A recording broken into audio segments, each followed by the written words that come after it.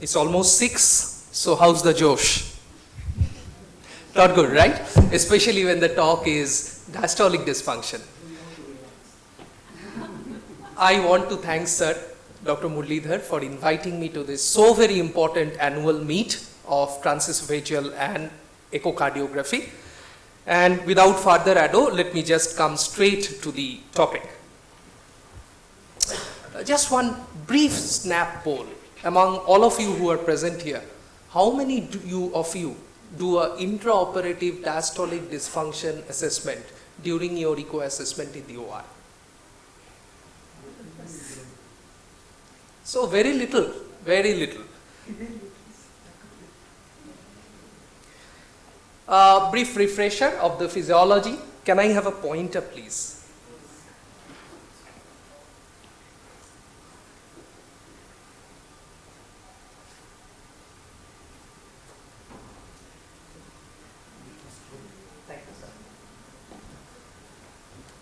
So the diastole phase of the cardiac cycle, basically it's an interplay between the LV pressure and the LA pressure. Just after the aortic valve has closed after the systole, the LV pressure starts coming down very quickly in a phase called isovolumetric relaxation. And at the point the LV pressure becomes less than the LA pressure, the mitral valve opens. And what we have is the early diastolic filling. And as the LV starts getting filled, the gradient between the LA and the LV diminishes, starts getting closer and closer, and the filling slows down. And this phase is called the diastasis. And then finally, one last atrial systole happens in the late phase of diastole, where again transiently the LA pressure goes above the LV pressure, and we have some more filling into the LV. And then the gradients become equal again, and the mitral valve close, and then after the isovolumic contraction, again there is an ejection. Please remember one thing, that LV diastole or LV relaxation is an energy dependent process. It requires active ATP involvement to remove the calcium from the sarcoplasm, and thereby removing the actin-myosin bridges and making the LV relax. And also the LV is like a tightly wound spring. During LV systole, we actually press it down, and then when the systole is over, it comes back to its original position. So both these things actually help in your diastolic function.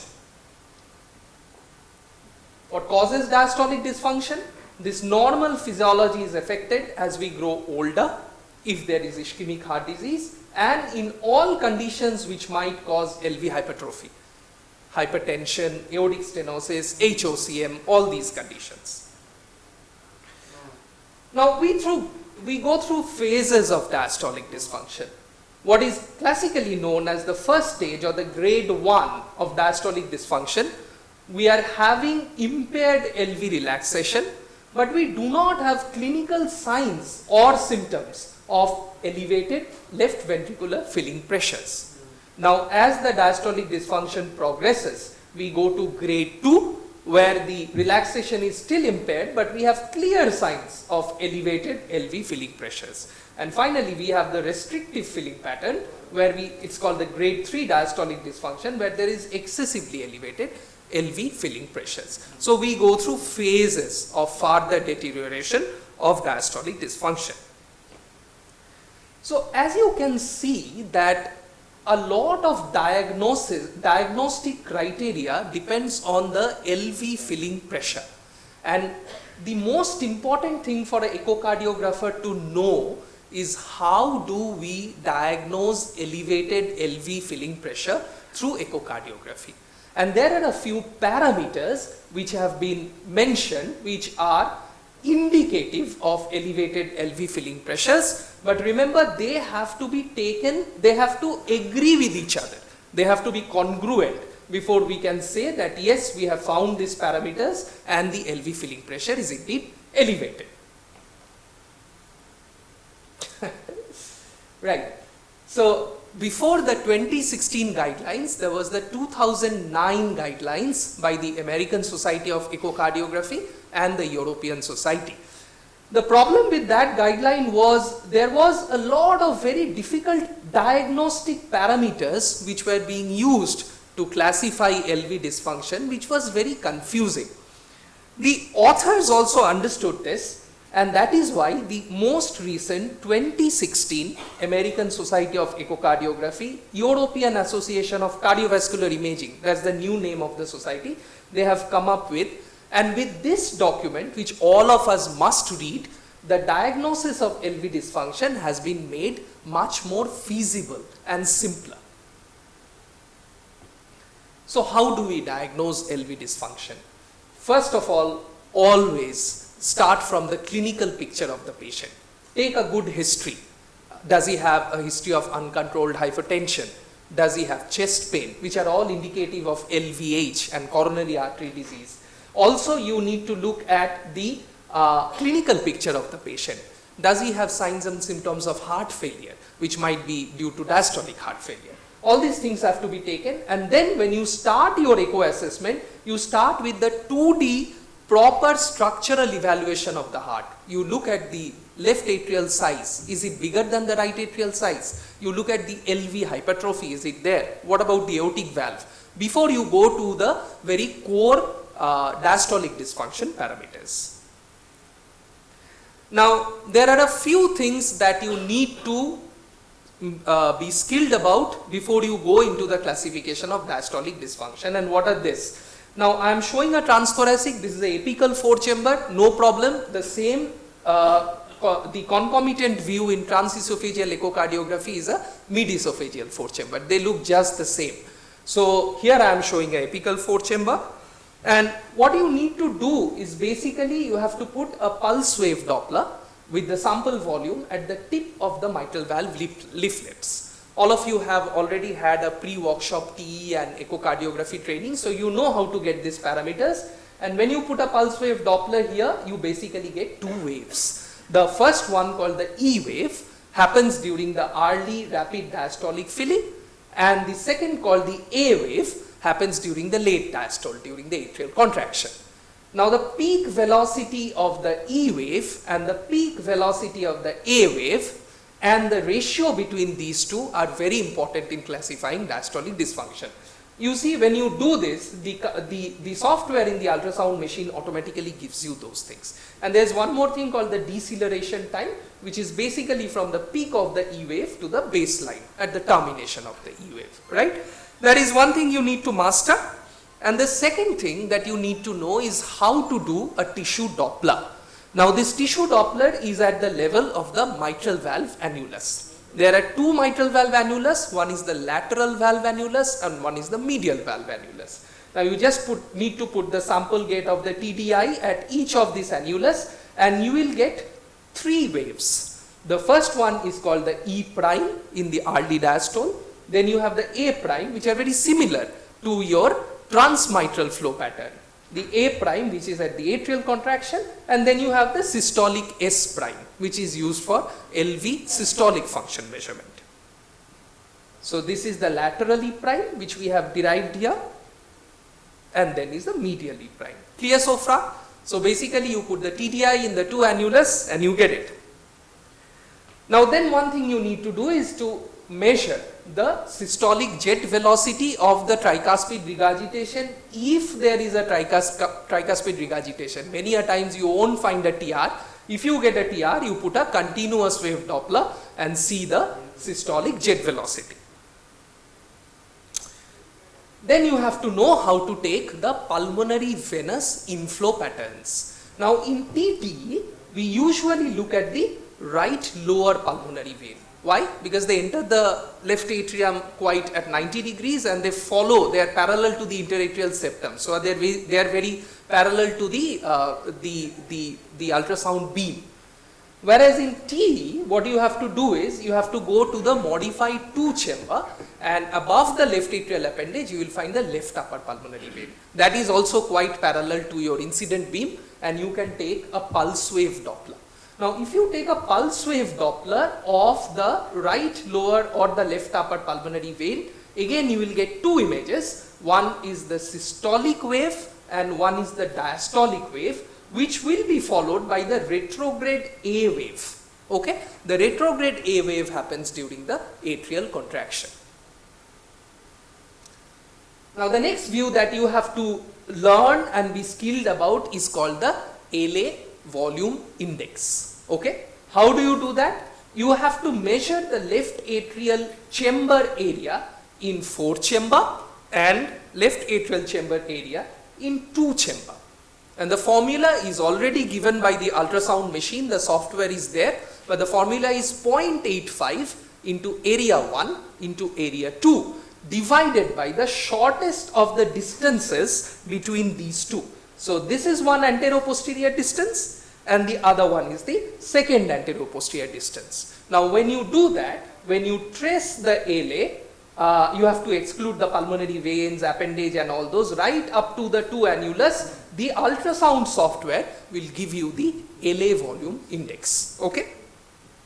And then finally, you know by now you have to take a 5 chamber view either in the TE or the TTE, and then you put a continuous wave Doppler through the LVOT in the 5 chamber view, and basically the isovolumic reflection, the isovolumic relaxation time is between the end of the aortic outflow jet and the beginning of the mitral inflow. Okay. Now IVRT and the one that I am going to show you now are not included in the 2016 guidelines. All the other views that I have shown you, you have to learn and you have to master to classify the diastolic dysfunction. Now this is called the propagation velocity. So basically what you do is you put a M mode along the flow of the blood from the LA to the LV. Okay. And in that M mode, you will classically find two propagation velocities. One is for the E and the other is for the late diastolic A. Now you will see that in this E, there are several flow velocities, right? These are called the aliasing velocities because their colors are changing. Now you have to take the slope of the first aliasing velocity, in this case the blue one. How will you take it? You just trace from the mitral valve up to 4 centimeters into the LV along the slope of the first aliasing velocity, and you will automatically get the distance, the time and the slope. This is called the propagation velocity. Okay. Now once you have learned and mastered all these particular parameters, you just have to come to this algorithm which has been developed by the 2016 guideline authors and classify patients into grades of diastolic dysfunction. How do you do that? First, what you have to do is you have to measure the E by A ratio. Okay? If the E by A ratio is less than equal to 0.8 and the peak velocity of E wave is less than equal to 50 centimeters per second, you can straight away say that it is a grade 1 diastolic dysfunction. Okay? Now, if the E by A is less than equal to 0.8 but the E wave is more than 50 centimeter per second velocity, peak velocity, or the E by A is coming between these two values, more than 0.8 or less than 2, then it becomes something called it might be a pseudo-normal grade 2 diastolic dysfunction or a grade 1 diastolic dysfunction. How do you differentiate? You have to come to these 3 parameters. The average E by E prime, you know how to do the E and you know how to do the E prime. What is the average E by E prime? It is the E divided by the medial E prime and the E divided by the lateral E prime. Both these two values will be added by the ultrasound software, divided by 2, and you will get the average E by B prime. Okay? And then you have the TR velocity and you have the LA volume index. If the average E by E prime is greater than 14, TR velocity is greater than 2.8 meter per second, LA volume index is greater than 34 ml per meter square. All these are cutoff values for elevated LV filling pressure. That means straight away it goes to grade 2 diastolic dysfunction. Okay. Now the problem is not so simple. Problem is many times you will not find a TR velocity. There is no TR jet. What do you do? So if both of them are negative, you straight away go to grade 1 diastolic dysfunction. If both of them two are positive, you go to grade 2 diastolic dysfunction. Now what if one is positive and one is negative, right? Then you have to look at the LV ejection fraction. If the LV ejection fraction is more than 50%, it becomes indeterminate. You cannot tell about the diastolic dysfunction of this patient. But if the EF is less than 50%, you can bring in the pulmonary venous inflow and look at the SD ratio. If the systolic to diastolic is less than 1, then automatically it becomes a grade 2 diastolic dysfunction. Okay? Clear? You just have to learn to be masters of those, learn those views and then put it in the algorithm. It's really not so difficult. And finally, if you have a E by A right at the beginning greater than equal to 2, the number comes greater than 2, it is straight away grade 3 restrictive diastolic dysfunction. Okay? I told this already. Now, as cardiac anesthetists, does this have, can we do these things in the operation theatre? Okay? That is the big thing. As perioperative TE operators, can we do this? Now the problem is, the authors of the 2016 guideline have clearly said that it might not be applicable in the perioperative setting. And why, I will come to that. And also, it necessarily doesn't mean that these values are applicable in pediatric patients. No such research has been done that whether you can extrapolate this data straight away to children. Okay?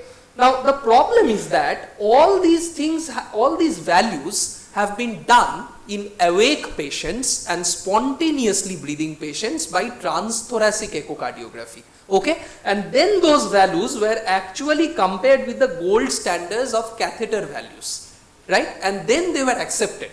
But the problem with anesthesia is that our patients are not awake. They are under GA. And number 2 is they are not spontaneously breathing. They are under positive pressure ventilation, right? And then there are extensive fluid shifts. Okay? So many of these parameters, for example, like E wave and E prime, which are preload dependent, completely go haywire. So you don't really know that whether they can be extrapolated to the intraoperative scenario. Also, E prime and E waves have less relevance when patients get RV paced. Okay, pacing patients have less relevance for that. So that is the problem. The other problem is, I don't know whether you have noted or not, is that the science of transesophageal echocardiography doesn't allow you to change the angle of interrogation, the angle of the ultrasound beam on the tissue of interest, which the vascular ultrasound routinely does, transthoracic sometimes does, but in TE that is not encouraged because the numbers do not remain valid in those situations. Okay?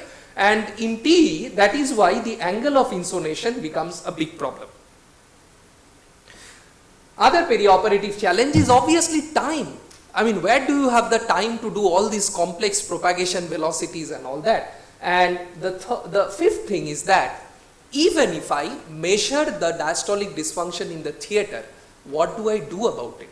What is the therapeutic relevance of classifying a patient into a grade of diastolic dysfunction?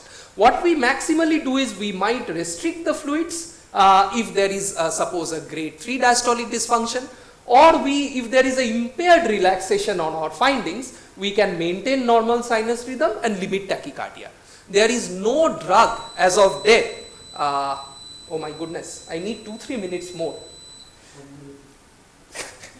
As you say, sir, there is no drug as of date which has been shown to actually change outcomes in diastolic dysfunction. Okay? However, there have been very simple algorithms developed for the theatre, and this is done by the Duke group, Dr. Swaminathan and co-workers. And what you basically need to do is you need to measure the E prime. If it is more than 10 centimeter, you put there is no diastolic dysfunction, and reclassify based on E prime less than 10, where you do E by E prime and you can straight away classify into grade 1, grade 2 and grade 3 diastolic dysfunction. This is a very simple algorithm which we can use with transesophageal echocardiography. And very recently in 2019, the Harvard Medical Group, they have come out with another particular algorithm this year which has the flow propagation velocity, transmitral propagation velocity. The reason is apparently propagation velocity is less preload dependent. That is why. Sir, can I take 2 more minutes?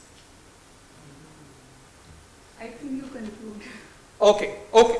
So I only wanted to just talk about the novel techniques like the things which are known as the global diastolic strain and all that, but maybe for the next time. Okay, thank you.